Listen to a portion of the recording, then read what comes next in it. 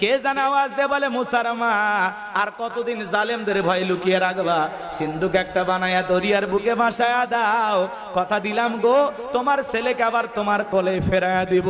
মুসা নবীর মা টেনশনে পড়ে গেলেন, সিন্ধুক পাবেন কোথায়? সকালবেলা কে যেন ডেকে বলে মিস্ত্রি লাগবে মা, আমি একজন মিস্ত্রি। মুসা নবীর মা ডেকে বলে মিস্ত্রি দিকে আসো, তুমি কি বানাইতে পারো, কিসের মিস্ত্রি তুমি? মিস্ত্রি ডেকে বলে মা আপনি যদি মনে করেন এমন একটা সিন্ধুক আপনার প্রয়োজন, যেই সিন্ধুকের ভিতরে আপনার সন্তানকে তুলি দরিয়ার বুকে ভাসায়া দিবেন, আপনি চাইলে এরকম সিন্ধুক আমি বানায় দিতে পারি। মুসা নবীর মা ডেকে বলে মিস্ত্রি তুমি তোমার মনের কথা বলেছ। আসসালামু আলাইকুম ইসলাম প্রিয় ভাই ও বোনেরা, আপনারা নিয়মিত ইসলামিক ওয়াজ মাহফিলের সুন্দর সুন্দর ভিডিও পেতে আমার চ্যানেলটি সাবস্ক্রাইব করতে পারেন, আর ভিডিওটি সবার আগে পেতে নোটিফিকেশান বাটনটি অন করে দিবেন। আর যদি ভিডিওটি আপনার ভালো লাগে তাহলে একটা লাইক এবং কমেন্ট করবেন, আর পারলে আপনার প্রিয় বন্ধুকেও শেয়ার করবেন। ফিরাউন হামানকে ডেকে বলে হামান দবিরা কি বললো শুনলি? আগামী 3 মাসের মধ্যে একটা ছেলের জন্ম হবে, ওর কারণে রাজত্বের চেয়ার থাকবে না, জীবনটাও থাকবে না, এটা তো মেনে নেওয়া যায় না। দবিরা ডেকে বলে নেতা। হামান ডেকে বলতেছে নেতা টেনশন নাই, দবিরা কি বলেছে আমি শুনেছি, আপনি রাগ করবেন না। যেহেতু আমরা ক্ষমতার চেয়ারে আছি, মাইট ইজ রাইট, জোর যার মূল্যক তার পাওয়ার, রাজত্ব আমাদের হাতে, আমরা যা বলবো মিশরের জনগণ তাই মানতে বাধ্য। বলে কি করতে চাস? হামান দেখে বলে নেতা যত ছেলে সন্তান জন্মগ্রহণ করবে সব ছেলেগুলোকে জবাই করে করে বিদায় করে দেব, তাহলে আপনার পথের কাটা মুসার জন্ম হবে না, আপনার টেনশন হবে না। হামানের মাথায় কোনো চুল ছিল না, সাদেমান নাই বাম্পার লোট, পুরো মাথা ছিল ভারতের দমদম এয়ারপোর্ট। এই কথা শোনার পরে ফিরাউন ডেকে বলে হামান রে আসলে তোর মাথায় বুদ্ধি আছে, তবে শোন ছেলেগুলোকে জবাই করবি, মেয়েগুলোকে জবাই করবি না, কারণ ছেলেদের মধ্যে আমার শত্রু আছে, মেয়েদের মধ্যে কোনো শত্রু নাই। তার মানে চোর হলেও মানুষ ভালো, মোবাইল নিয়ে গেল, সিম কার্ড খুলে দিয়ে গেল, কথা বলেন ঠিক না? এইবার সন্তান জবাই করা শুরু হয়ে গেল।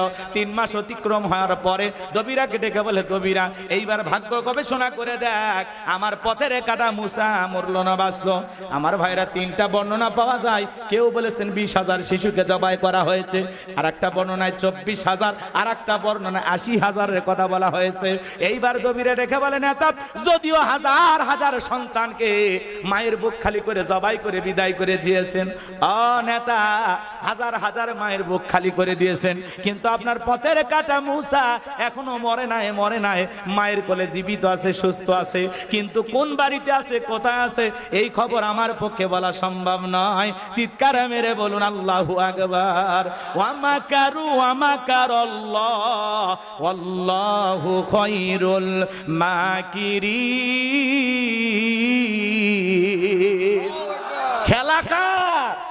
আল্লাহ চাই মুসারে বাঁচাইতে, ফিরাউন চাই মারতে, আর 14 গোষ্ঠী এক জায়গায় হয়ে মারতে পারবে? পারবে না।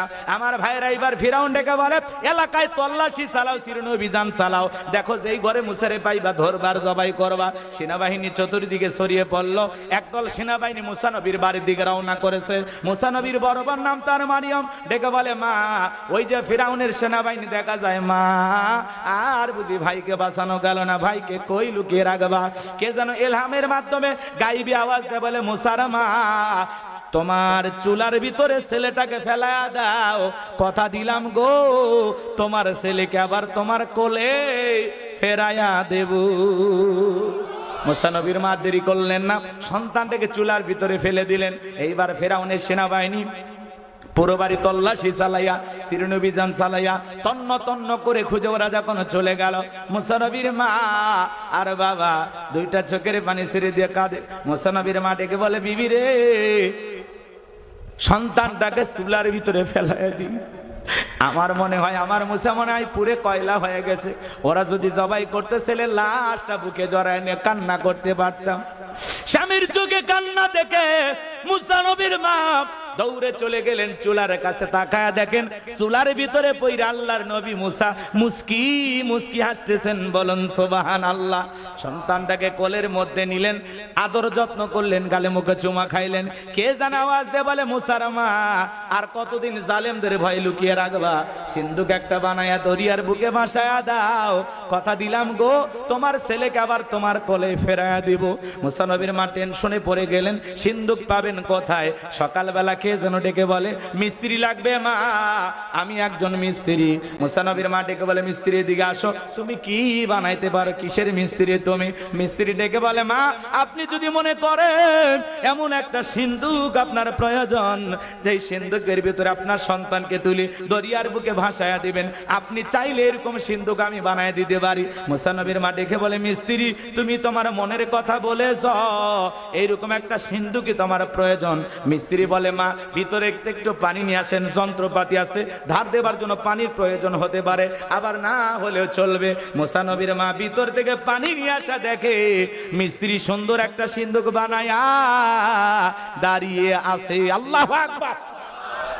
এইবার মুসা নবীর মায়ের হাতে সিন্ধুকটা দিয়ে মিস্ত্রি দৌড়ায়, পেছন থেকে ডেকে বলে, মিস্ত্রি লোহার পয়সা কি নিবা না, কাঠের পয়সা কি নিবা না, তোমার পারিশ্রমিকের দামটা কি নিবা না? মিস্ত্রি ডেকে বলে, মা যারা বিপদে পড়ে আমি তাদের উপকার করি, বিনিময়ে টাকা পয়সা গ্রহণ করি না।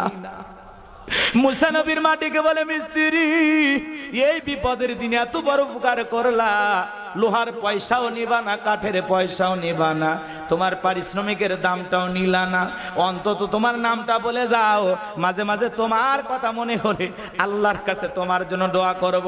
মিস্ত্রি ডেকে বলে, মা আমি দুনিয়ার সাধারণ কোনো মিস্ত্রি না, আমি আল্লাহর ফেরেশতা, আমার নাম জিবরাইল। এইবার মুসা নবীর মা সিন্ধুকের ভিতরে মুসা নবীকে উঠাইয়া দরিয়ার বুকে ভাসায়া দিলেন। আর মেয়ে মারিয়মকে বলে, মা সিন্ধুক বাজতে বাজতে কই যায় খবর নিয়ে আসবি। এইবার বাজান সিন্ধুক বাজতে বাজতে চলে গেল ফেরাউনের ঘাটে।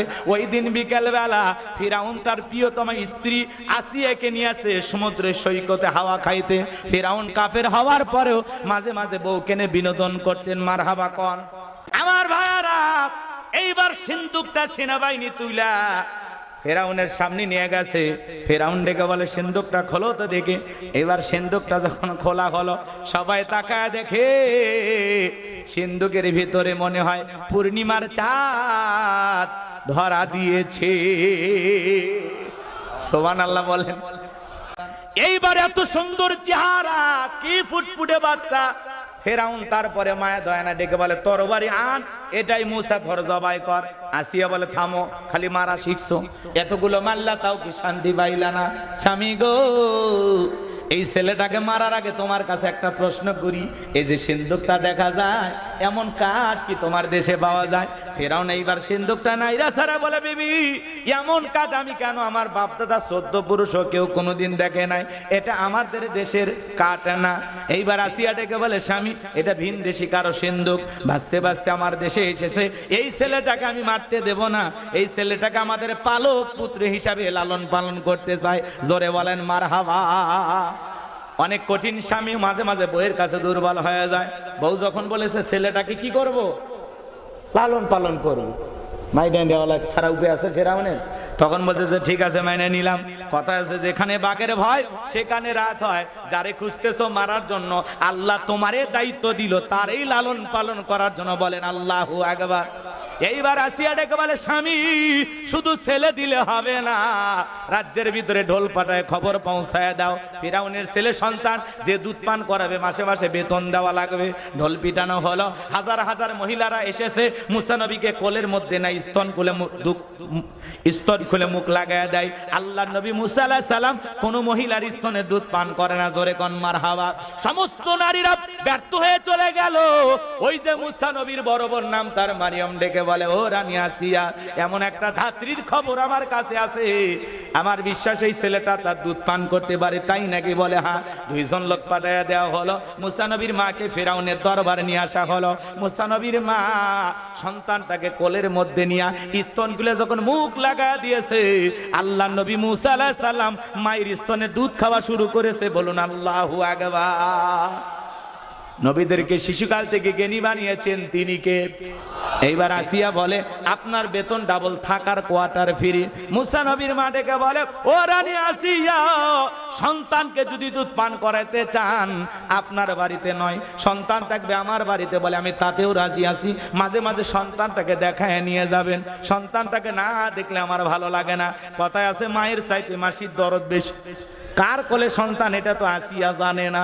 কথা কর আমার ভাইয়েরা, মুসা নবীর মা পৃথিবীর প্রথম মা, যে মা তার আপন সন্তানকে দুধ পান করানোর বিনিময়ে মাসে মাসে বেতন পেয়েছিল। জোরে বলেন মারহাবা।